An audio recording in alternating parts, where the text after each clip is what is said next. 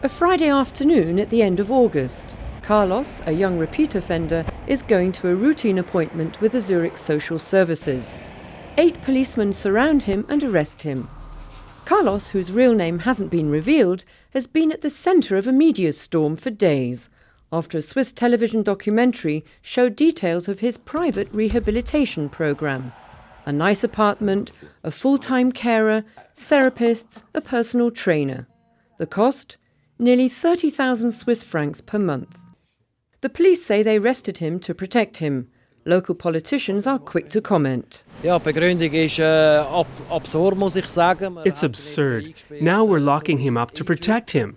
Until now, he's been free to roam around and pose a threat to the public. That's ironic.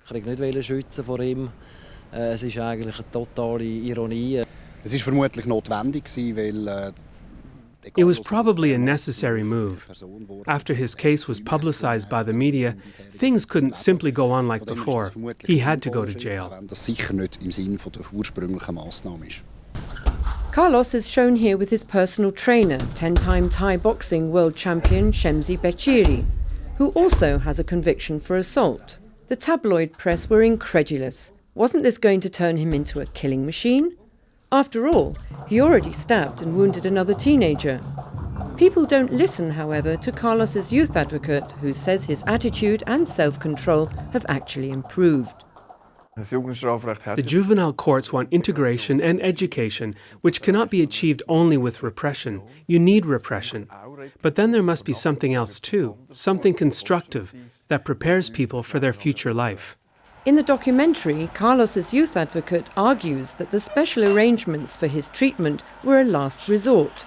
Carlos has previously been in and out of prison and closed facilities to no avail. And those cost even more than the private plan he was on. Another thing in the documentary which got Carlos in trouble was the fact that he didn't seem willing to learn a job.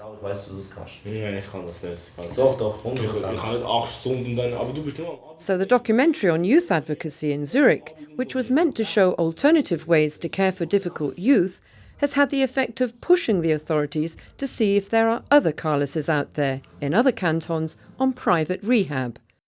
Hans-Jörg Käser, president of the Conference of Cantonal Justice and Police Directors, is active on this front.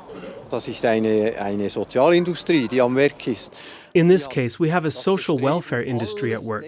They think of all possible ways to help the reintegration of youth delinquents. But you can't lose perspective. Nobody understands such rehab methods. Hans-Jörg Käser also thinks that resocialization and rehabilitation aren't the only goals. A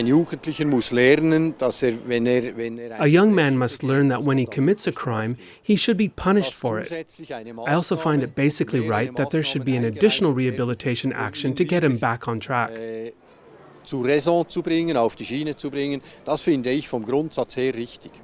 The case of Carlos is now pushing Zurich and other cantons to reassess how much punishment is appropriate for adolescents and how much a therapy may cost. The fact that keeping Carlos in a closed custody home might turn out to be as expensive, if not more expensive, than the private rehab doesn't seem to outrage people as much.